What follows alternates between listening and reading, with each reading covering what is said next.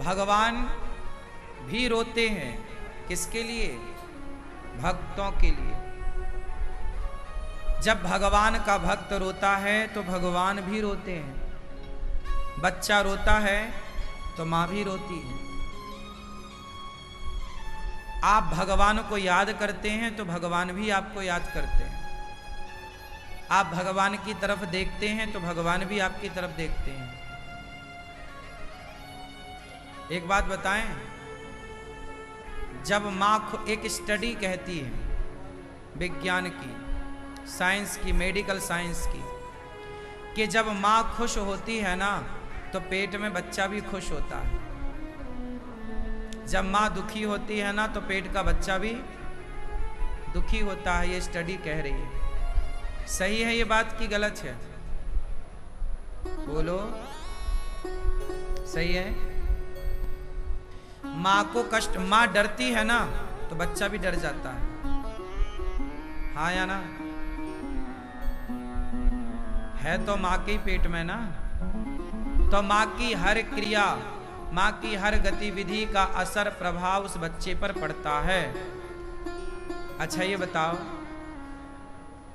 बच्चा पेट में होता है और भगवान कहाँ होते हैं? हृदय में, मन मंदिर में। भगवान भी भीतर है, बच्चा भी भीतर है। भगवान बाहर भी हैं और भीतर भी हैं। तो भगवान भी भीतर हैं, बच्चा भी भीतर है। माँ खुश होती है तो बच्चा खुश, माँ रोती है बच्चा रोता है। उसी तरह बच्चा तो 9 महीने में बाहर आ जाता है, पर भगवान तो एक बार बैठ जाए मन मंदिर में तो फिर बाहर निकलते ही नहीं। तो जब भक्त हंसता है ना तो भगवान हंसते हैं। जब भक्त खुश होता है तो भगवान खुश होते हैं, और जब भक्त रोता है तो भगवान रोते हैं। इसलिए आपकी हर गतिविधि का प्रभाव भगवान पर पड़ता है। भगवान भक्तों के प्रसन्न, माँ बाप कब प्रसन्न होते हैं? जब बच्चे प्रसन्न होंगे तो माँ बाप प्रसन्न होंगे। अब बच्चे दुखी हों और माँ बाप से कोई कहे तुम हंसो, तो कैसे कोई माँ बाप हंस सकते हैं? भाई बच्चे हंसेंगे तो माँ बाप अपने आप हंसेंगे। बच्चे रोएंगे तो माँ बाप कभी नहीं हंस सकते। इस संसार में ऐसी कोई माँ नहीं है जिसके बच्चे रो रहे हों और माँ हंस रही हो। उसी तरह जब भक्त रोता है तो भगवान भी रोने लग जाते हैं, भक्त हंसता है तो भगवान भी हंसने लग जाते हैं। अब आप ये बताओ कि आप भगवान को हंसाना चाहते हैं या रुलाना चाहते हैं? बोलो। यदि आप भगवान को प्रसन्न रखना चाहते हैं तो आप ही अपने जीवन में प्रसन्न रहा करो। आप प्रसन्न हैं तो आपके भीतर के भगवान प्रसन्न हैं। इसलिए हाँ, कभी रोना है तो रोइए, भगवान के लिए रोइए। जैसे छोटा बच्चा किसी और की गोद में जाता है तो रोने लग जाता है। बताओ वो किसके लिए रोता है? बोलो। किसी और की गोद में जाता है तो रोने लग जाता है, किसके लिए? अपनी माँ के लिए। जैसे वो छोटा बच्चा अपनी माँ के लिए रोता है, उसी तरह जो भक्त हैं वो केवल भगवान के लिए रोते हैं। अच्छा, जब बच्चा रोता है तो माँ क्या करती है? उसे अपने हृदय से, गले से लगाती है।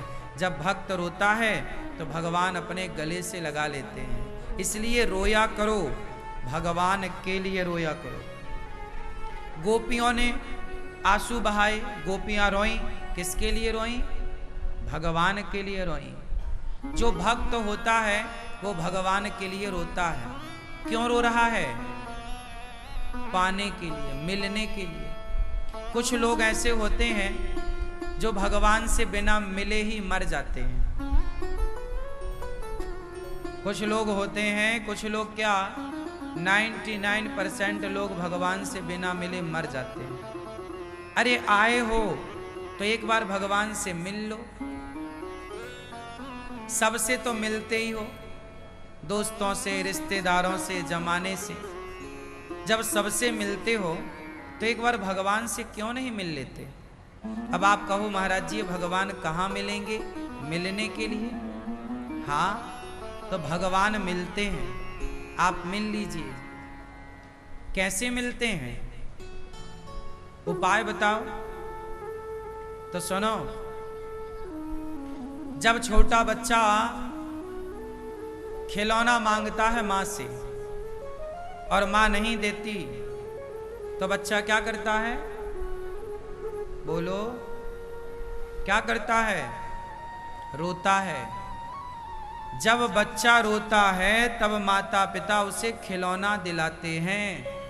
बिना रोए बच्चे को खिलौना नहीं मिलता 20 रुपए का, तो बिना रोए भक्त को भगवान कैसे मिलेंगे? क्या आप भगवान के लिए रोने को तैयार हैं? ऐसा नहीं है कि आप लोगों को रोना नहीं आता, आप बहुत रोते हैं, पर जगत के लिए रोते हैं। लोग रोते तो बहुत हैं। बेटा नहीं हो रहा है किसी को, वो महिला कितना रोती है, हे भगवान एक बेटा दे दो, इतना रोती है। किसी का काम नहीं चल रहा है, वो आदमी बहुत रोता है, हे भगवान काम चलने लग जाए। ऐसा नहीं है कि आप लोग रोते नहीं हैं, वस्तु के लिए रोते हैं। जितना आंसू आप वस्तु के लिए बहाते हैं, क्या उतने आंसू भगवान के लिए बहे? भगवान आपसे क्या चाहते हैं? भगवान को क्या पसंद है? भगवान को वो भक्त पसंद हैं, वो भक्त अच्छे लगते हैं जो भगवान के अतिरिक्त कुछ नहीं चाहते। देखो, जब माँ अपने बच्चे को गोद से उतारती है ना, तो माँ अपने बच्चे को लॉलीपॉप पकड़ा देती है। बच्चे को लॉलीपॉप दे दिया मतलब माँ अपने बच्चे को नीचे उतारना चाहती है। तो खेल, मैं काम करती हूँ। कुछ बच्चे लॉलीपॉप में संतुष्ट हो जाते हैं, लेकिन कुछ बच्चे लॉलीपॉप नहीं लेते, माँ के लिए रोते हैं, तो फिर माँ गोद में लिए लिए काम करती है। यही है संसार का सुख, जो है वो लॉलीपॉप है। जो संसार के सुख में मान गया, भगवान कहते हैं कि तुम फिर इसी सुख में उलझे रहो, हम दूर खड़े हैं। जो संसार के सुख को छोड़कर भगवान के लिए हाथ बढ़ाता है, फिर भगवान उसे धारण करते हैं। इसलिए संसार के सुख में उलझ मत जाना। आप ये मत कहना कि हम पर तो बड़ी कृपा है, हम तो बहुत सुखी हैं। बहुत सुख मिल जाना ये कृपा नहीं है, ये तो आपके अच्छे कर्मों का फल है। बहुत सुख वैभव मिल जाए, संपत्ति मिल जाए, ये आपके अच्छे कर्मों का फल है, ये भगवान की कृपा नहीं है। कृपा में और कर्म फल में अंतर है। ये तो कर्मों का फल, वैश्या के भी बंगले बनते हैं साहब। उसने कोई पुण्य किया होगा तो उस पुण्य का फल वो आज पा रही है, भले वो वैश्या है। तो वो तो पुण्य का तुम्हारा फल है, प्रारब्ध है कि तुम्हें दौलत मिली, संपन्नता मिली। कृपा क्या है?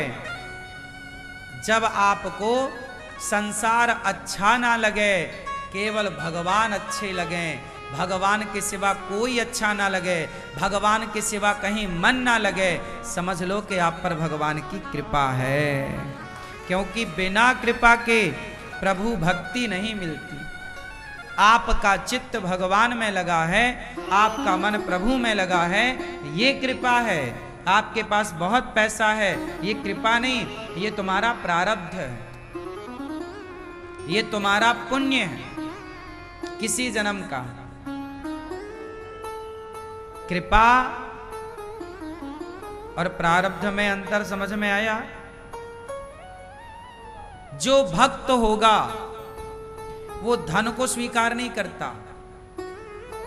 धन आएगा उसके पास, वो धन से सेवा करेगा। भक्तों के लक्षण बता दूं, भक्तों के पास पैसा आएगा तो वो समाज की सेवा करने लग जाएंगे। भक्तों के पास पैसा आएगा तो वो समाज की सेवा करेंगे, और गलत व्यक्ति के पास पैसा आएगा तो वो अभिमान में डूबेगा, शराब में, सुरा और सुंदरी में जाएगा। इसलिए बड़े पैसे पाकर ये मत कहना कि हम पर बड़ी कृपा है। पैसा तो बहुत लोगों के पास है, वो कृपा नहीं है। कागज के टुकड़े मिल जाना कृपा नहीं है, बड़ा बंगला बन जाना कृपा नहीं है। भगवान की याद में आंसू जिनकी आंखों से बह रहे हैं, उन पर कृपा है जो भगवान की याद में रो रहे हैं। भगवान सब कुछ देते हैं, अपनी भक्ति, अपना प्रेम सबको नहीं देते।